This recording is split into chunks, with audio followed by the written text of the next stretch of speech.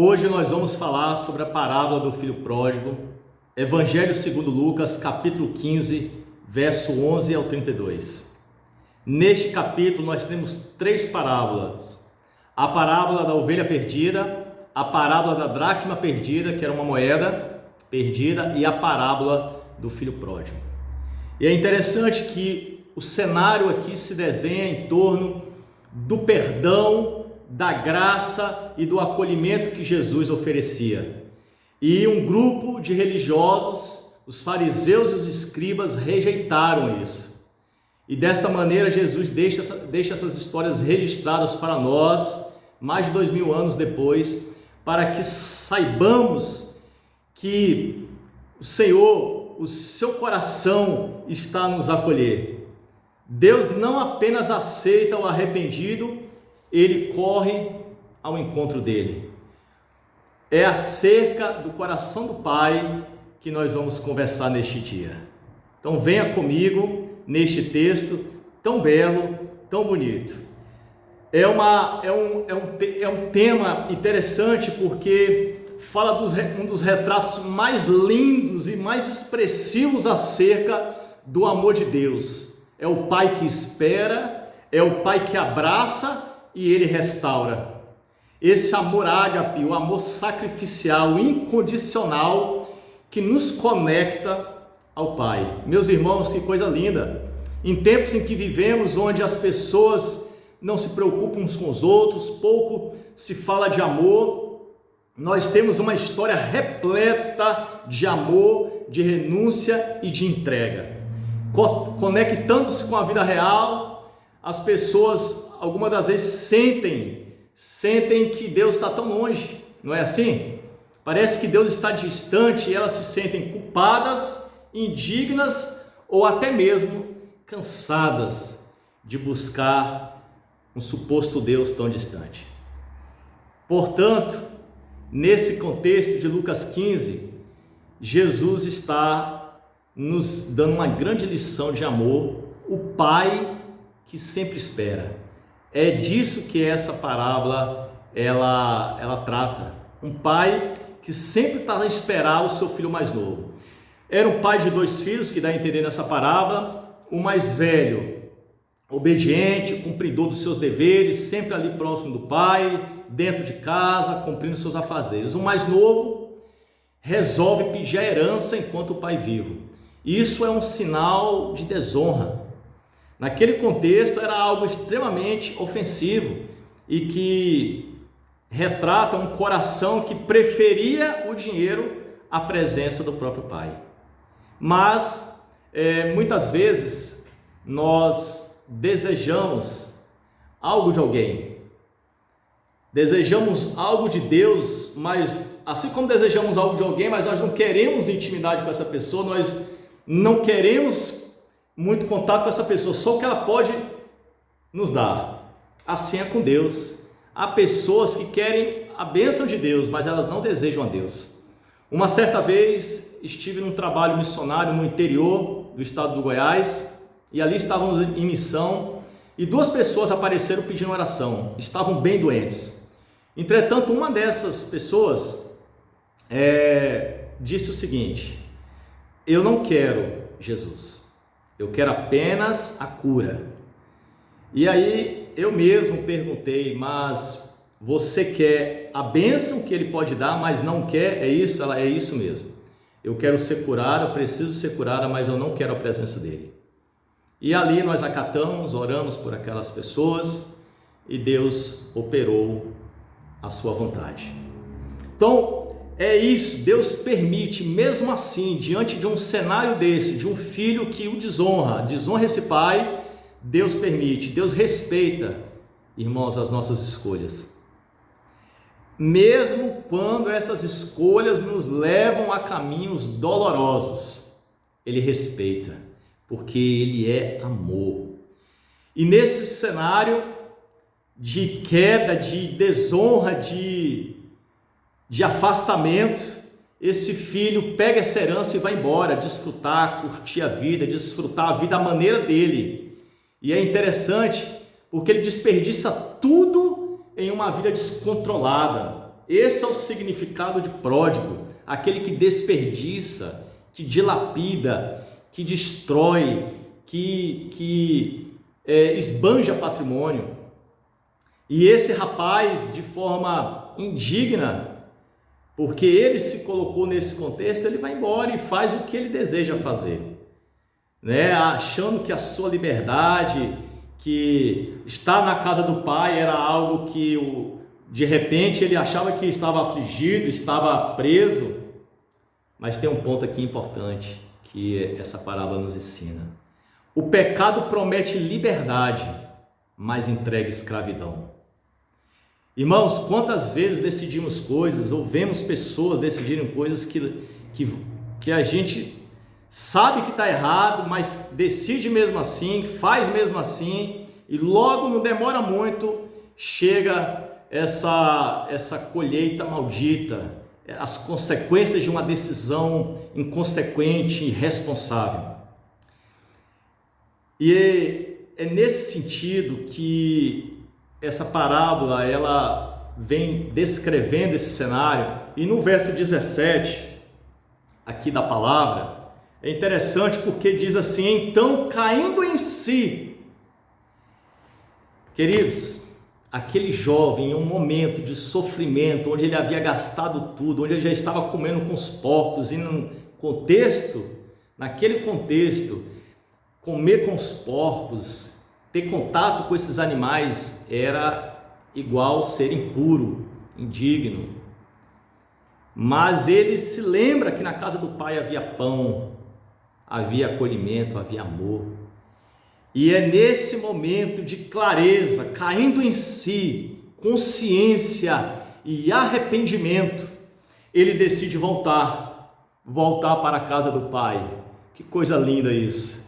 Não porque ele merecia, ele se sentia indigno. E ele mesmo, mais à frente do texto, chega a dizer isso ao próprio pai, que ele se sentia indigno de ser chamado inclusive de filho, por tantas coisas ruins que ele havia feito.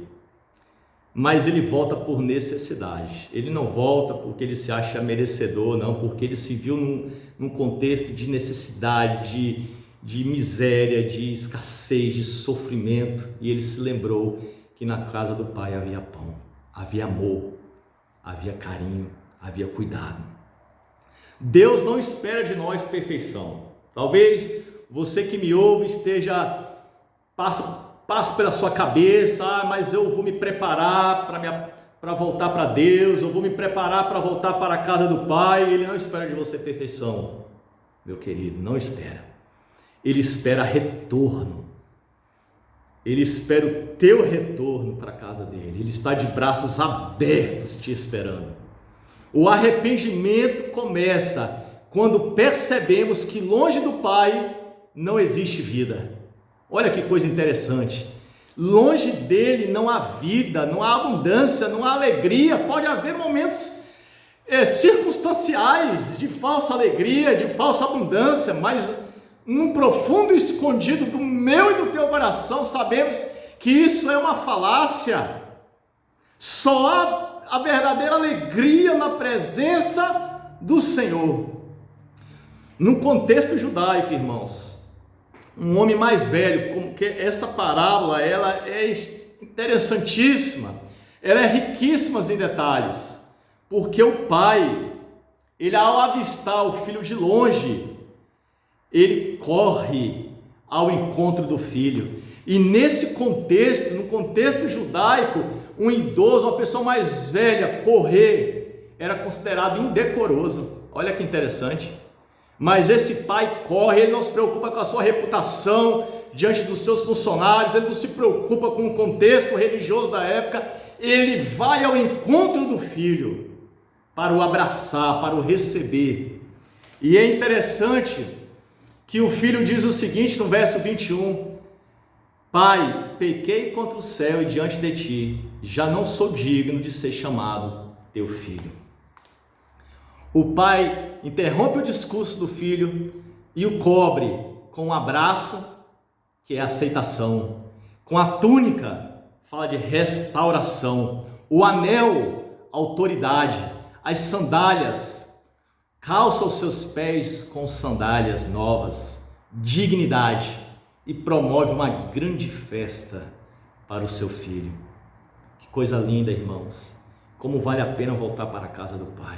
Talvez esse rapaz dessa parábola pensasse assim: eu não vou voltar. O inimigo colocou na cabeça dele: não volta, porque você não vai ser aceito, você vai ser rejeitado.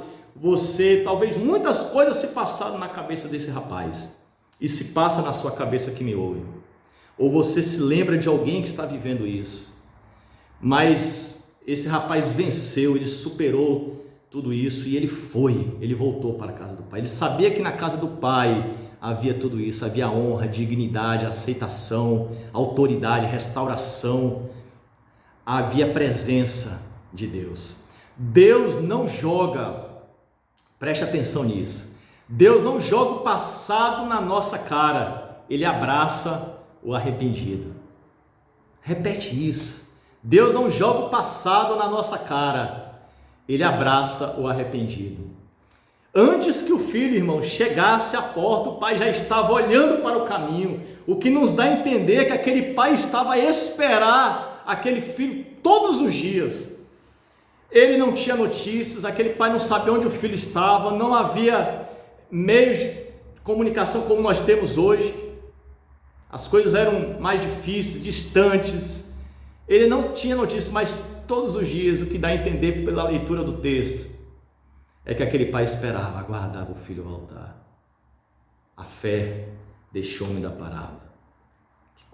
Que coisa linda, irmãos. A parábola não fala, irmãos, essa parábola fica parecendo que ela fala de um filho rebelde, que a ênfase dela é um filho rebelde ou um filho que preferiu o cabrito à presença do pai. É um outro tema. Mas fala de um pai amoroso, um pai que acolhe, que recebe seu filho. Não importa onde você esteve, onde você está, não importa, preste atenção nisso. Gostaria que você prestasse atenção neste detalhe. Você que chegou aqui até este momento, eu quero te dizer isso. O Pai ainda está olhando para o caminho da sua volta. Pode ser que você esteja distante. Pode ser que você que está ouvindo essa mensagem agora esteja distante da casa do Pai.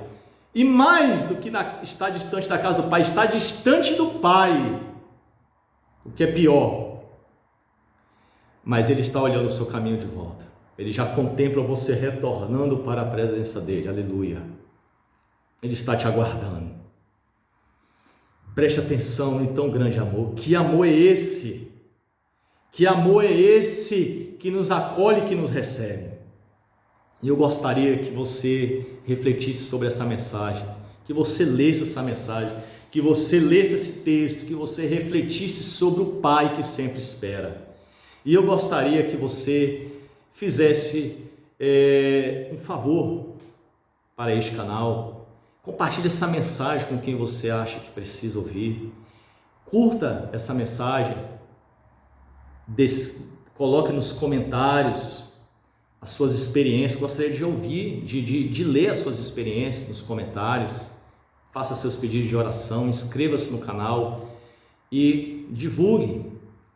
E certamente este Pai está a nos esperar. Ele te alcança no dia de hoje. Ele me alcançou e Ele te alcança onde você estiver. Não importa onde você está ouvindo essa mensagem, se você está distante dele, se você fez alguma coisa que desagradasse Ele, eu quero lhe dizer, neste dia, volte para a casa do Pai, volte para Deus, volte para o seu Jesus, onde você estiver, clame ao Senhor, fale: Senhor Jesus, eu me arrependo, eu coloco a minha vida diante de Ti, a minha vida é Sua, Senhor, entra no meu coração e faça morada. Eu te convido, Senhor, faça essa oração, repita essas palavras onde você estiver: Senhor, eu me arrependo, eu cancelo toda aliança contrária à Tua vontade, e eu quero voltar para a Tua casa, eu vou voltar com a Tua ajuda. Espírito Santo de Deus, rogue a Ele, clame a Ele. E se você precisa de restauração, busque em Deus, busque um familiar, busque uma pessoa em qual você precisa pedir perdão, você precisa se reconciliar. Que Deus te abençoe, que Deus faça um mover, uma mudança extraordinária na sua vida. Deixa Ele fazer, busque-o, achegue-se a ele e ele se achegará a vós. Deus te abençoe e até o próximo vídeo.